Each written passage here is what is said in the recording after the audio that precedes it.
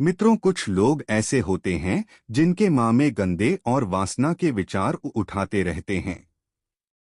मित्रों, आज के इस वीडियो में हम आपको एक कथा के मध्य से बताएंगे कि स्वयं बजरंगबली हनुमान जी ने गंदे विचारों को रोकने की वह कौन सी बातें बताई हैं। तो चलिए मैं आपको वह कथा सुनता हूँ। नमस्कार दोस्तों, आपका फिर से स्वागत है। दोस्तों, एक बार देवर्षि नारद जी जब इंद्रल गए तो उन्होंने देखा कि इंद्रदेव रंभा उर्वशी मेनका के साथ भोग विलास में मगन थे। जब नारद जी इंद्रलोक पहुंचे तो इंद्रदेव उनसे मिलने भी नहीं आए, जिससे नारद जी को बहुत दुख हुआ।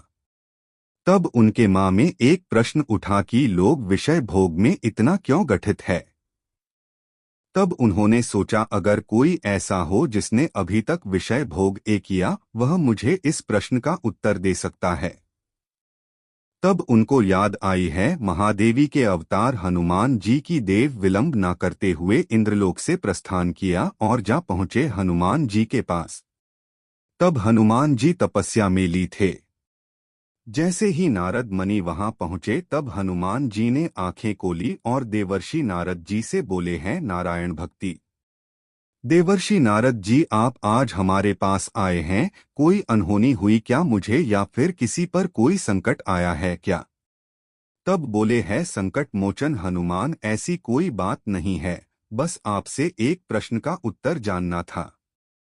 तब हनुमान जी ने कहा कि कहिए देवर्षि नारद जी, आपका वह प्रश्न कौन सा है? तब देवर्षि नारद जी बोले कि है संकट मोचन हनुमान, आपने आज तक किसी भी स्त्री को स्पर्श तक नहीं किया। तो आज तक आपने किसी के साथ विषय भोग किया है। लेकिन मैं जब इंद्रलोक पहुंच तो इंद्रजीत मुझे मिले तक नहीं। रंभा उर्वशी के साथ वासना में व्याप्त थे। तब मेरे मां में यह प्रश्न उठा कि मनुष्य के मां में यह वासना का विचार क्यों उठाता है और इसे कैसे रोक सकते हैं। तब महाबली हनुमान जी बोले हैं, देवर्षि नारद जी, अगर आपका प्रश्न यही है तो मैं आपको इस प्रश्न का उत्तर बताता हूँ, लेकिन इसके लिए आपको एक कथा सुनी होगी। तब देवे, ठीक है संकट मोचन हनुमान, मैं उसे कथा को पूरे माँ और लगन के साथ पूरा अंत तक सुनूंगा और संपूर्ण बैकुंठ लोक में इसका विश्लेषण भी करूंगा। तब हनुमान जी कथा को सुनना प्रारंभ कहते हैं। दोस्तों, आगे बढ़ाने से पहले अगर आप हनुमान जी के भक्ति हैं तो से कमेंट में जय हनुमान जरूर लिखें। हनुमान जी आपकी सभी मनोकामनाओं को अवश्य पूर्ण करेंगे। मित्रों, आगे हनुमान जी कथा को सुनना प्रारंभ कहते हैं और कहते हैं कि एक बार एक युवक एक महाशय के पास आया और महर्षि से बोला कि है गुरुजी, मेरे मां में इतने गंदे विचार क्यों आते हैं। मैं नहीं चाहता कि मेरे मां में गंदे विचार आए, लेकिन फिर भी मेरे मां में हमेशा कामवासना के विचार उठते रहते हैं और मैं इनके बड़े में सोच सोच कर बहुत परेशान हो जाता हूँ। मेरी ऊर्जा और समय यह सब सोने में ही नष्ट हो जाती है और इन सब के विचारों की वजह से मैं कभी भी शांत नहीं रह पाता और मैं हमेशा ही स्त्रियों को देखकर मोहित हो जाता हूँ। गुरु जी, मैं अपने आप को रोक नहीं पाता। महाबली हनुमान जी ने आगे कहा कि हे देवर्षि नारद जी, वह महर्षि मुस्कुराए और उन्होंने उस युवक से पूछा, क्या तुम्हें पता है यह कम वाना होती क्या? ने उत्तर दिया कि मैं यह तो नहीं जानता कि काम वासना होती क्या है, पर गुरु यह जो भी चीज है बहुत बुरी चीज है। फिर उसे महाश युवक कहा कि सबसे पहले तो तुम्हें यह समझना है कि प्राकृतिक रूप से जो भी चीज हमारे अंदर है वह बुरी नहीं है। हमारे जीवन में उसका कुछ न कुछ महत्व है, वह कोई बात नहीं है। यह तो हमारे माँ की एक भावना है जो कमी का एहसास करवाती है और फिर हम उसे चीज को अपने के लिए उसे चीज की तरफ आकर्षित हो जाते हैं। कहते कि है युवक, जैसे अगर तुम्हारे पास धन की कमी है तो तुम में धन अपने की वासना उत्पन्न हो जाएगी। तो वासना कुछ और नहीं, बस एक प्रकार की कमी है जो प्रकार की जरूर का एहसास दिलाती है, और जब यह जरूर शारीरिक हो तो हम इसे कामवासना का नाम देते हैंगी। युवक की गुरु जी, मुझे कामवासना का मतलब तो समझ में आ गया, पर आप मुझे ये कि यह आई कहाँ से और कैसे आई है। हनुमान जी ने आगे कहा कि है देवर्षि नारद जी। तब उसे महर्षि ने कहा कि काम यह तो हमारे अंदर ही होती है और इसका होना तो जरूरी, अभी तो मानव जाति का विस्तार होगा अब उसे। युवक ने कहा जब यह हमारे अंदर ही है और जरूरी भी है तो फिर लोग इसे गलत क्यों बोलते? यही तो समस्या है। लोगों ने कामवासना को गलत तरीके से सोच लिया है। इसे छुपाने की दबाने की कोशिश करते नहीं, बल्कि कामवासना का गलत तरीके से प्रयोग करना गलत बात है।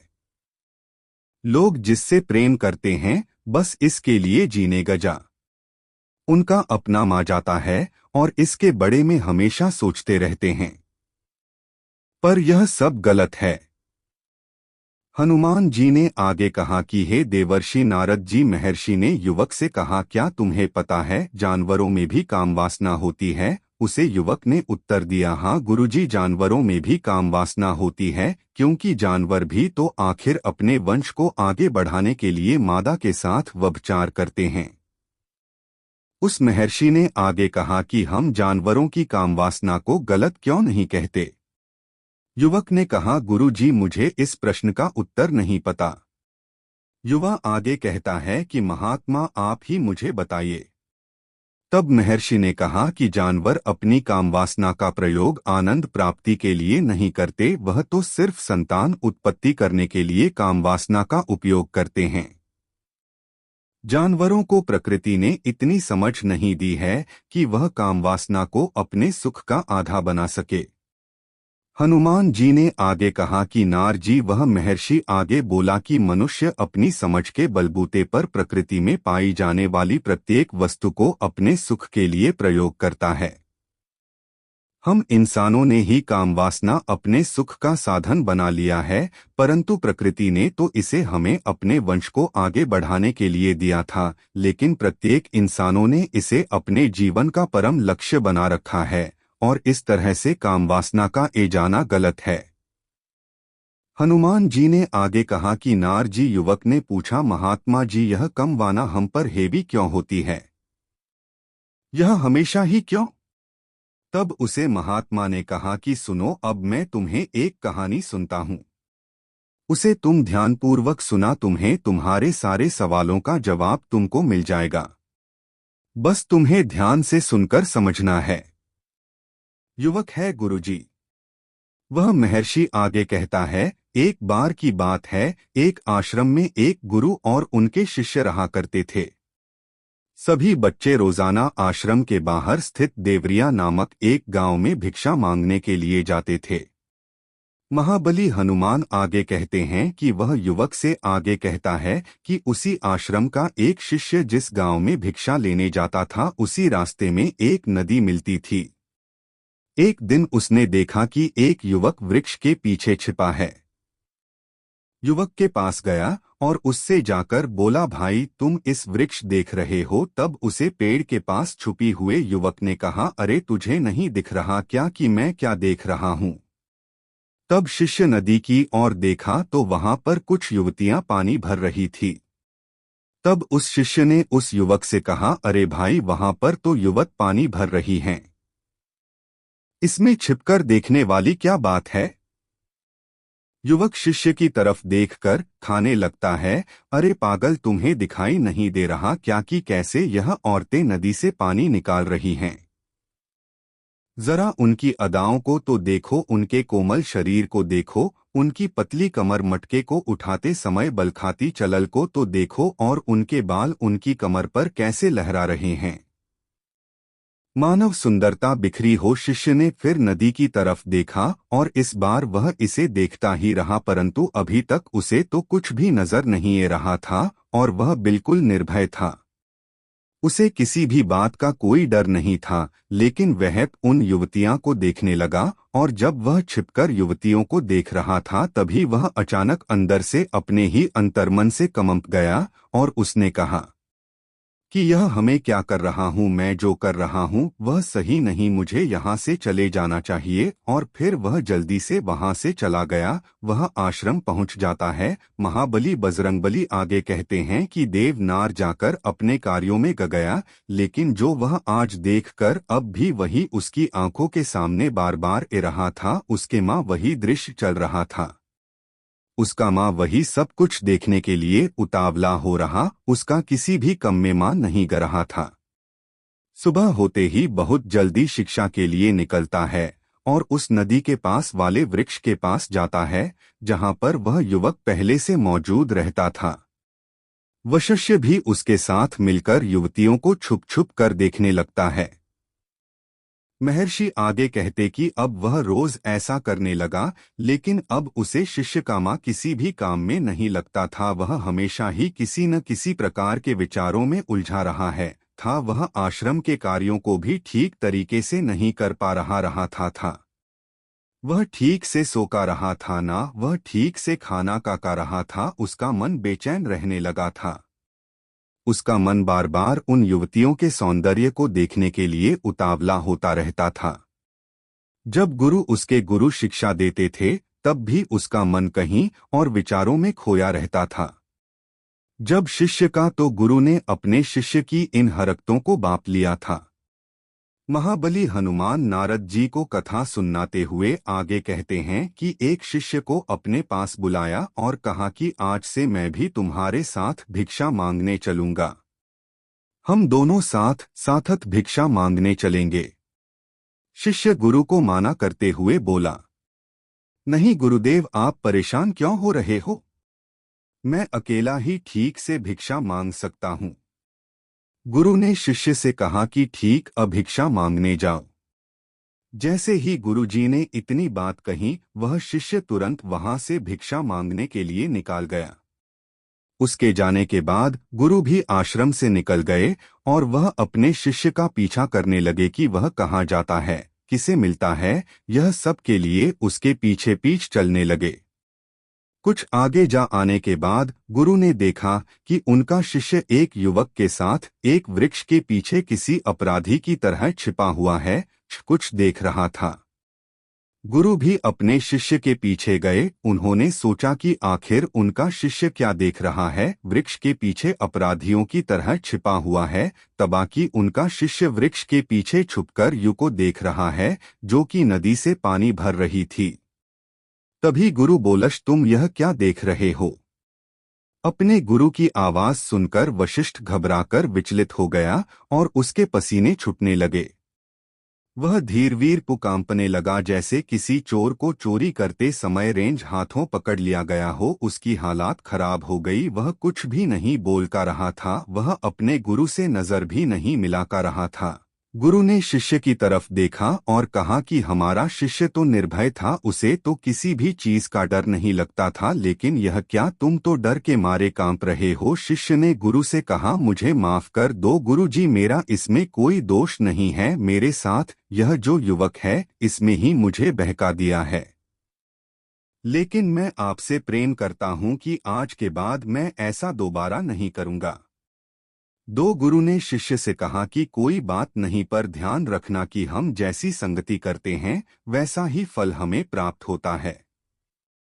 कि प्रत्येक साथ रहने वाले मनुष्य विचार हमारे अंदर प्रवेश करते हैं, इसीलिए अच्छी संगति करो जिससे तुम्हारे अच्छे विचारों का प्रवेश हो। फिर गुरु और शिष्य आश्रम लौट आए और फिर से आश्रम के कार्यों पर ध्यान देने लगे।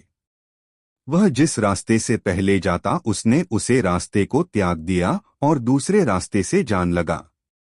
वह अपने काम को ध्यान से करता, लेकिन धीरे धीरे उसके अंदर क्रोध उत्पन्न हो गया और फिर वह दूसरों पर क्रोध करने लगा और बेचैन रहने गया। अब वह सही समय पर भजन भी नहीं करता था। वह भजन भी बहुत कम खाता था। एक रात गुरु उसे शिष्य के पास आए और उससे बोले कि अब तक तुम कितनी बार अपने वादे से मुकर चुके हो। यह सुनकर शिष्य अपने चरण गिर गया और रोने लगा। रोते रोते ही उसने गुरु से कहा कि गुरुदेव, मैं कई बार अपना वादा भूला हूँ, फिर वादा कर लेट हूँ, हर बार मैं वादा भूल देता हूँ।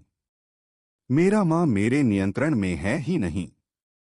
मैं बहुत कोशिश करता हूँ कि मैं अपने माँ से सारे बुरे विचारों को निकाल दो, लेकिन मैं 6 भी ऐसा नहीं कर पा रहा हूँ। फिर गुरु ने शिष्य को कहा कि ठीक, चलो मेरे साथ। गुरु शिष्य को आश्रम के बगीचे में लेकर गए और शिष्य से कहा कि देखो, यहाँ पर कुछ नाली बनी हुई है जिससे नदी का पानी इन पौधों तक आ रहा है, और यह पानी एक निरंतर बह से बह रहा है। क्या तुम इस पानी के बह को रोक सकते हो? अब शिष्य ने उत्तर की, हाँ गुरुजी, मैं इस भाव को रोक सकता हूँ। फिर शिष्य ने मिट्टी उठाकर उसे नाली में डाल दी। वह पानी कुछ देर और फिर कुछ समय बाद मिट्टी के ऊपर से पानी बहाने लगा। गुरु ने शिष्य से कहा, अरे यह तो पानी रुक ही नहीं। फिर शिष्य ने कुछ मिट्टी और पत्थर उठाकर उस नाली में डाल दिए, जिससे कुछ समय के लिए पानी रुक गया, लेकिन फिर उसे पत्थर के ऊपर से फिर पानी बहाने लगा। जी ने कहा कि अरे यह क्या हुआ, पानी तो फिर से बह गया। तुम तो बोल रहे थे कि तुम इसे रोक दोगे, क्या तुम इसे रोक नहीं सकते? तब शिष्य ने कहा, कोई बात नहीं गुरुदेव, मैं अभी इस पानी को आपको रोक के दिखाता हूँ। फिर से एक भारी सा पत्थर लेकर आया और उसे नाली पर डाल दिया और पानी का बहाव रुक गया। वह शिष्य ने गुरुजी से कहा कि देखा गुरुदेव, मैंने कहा था ना कि मैं पानी को रोक दूंगा। मैंने पानी को रोक दिखाए, मैंने पूरी कर दी। उसके बाद गुरुजी मुस्कुराए और बोले, अच्छा, जरा ध्यान से देखो कि पानी रुक है, वह तो पीछे की नाली से अगल-गल बह रहा है, और ध्यान से देखो इस पत्थर के आगे भी आ गया, और यह पानी अपना रास्ता बदलकर फिर से आगे की तरफ बह जाएगा। और फिर कुछ देर बाद ऐसा ही हुआ।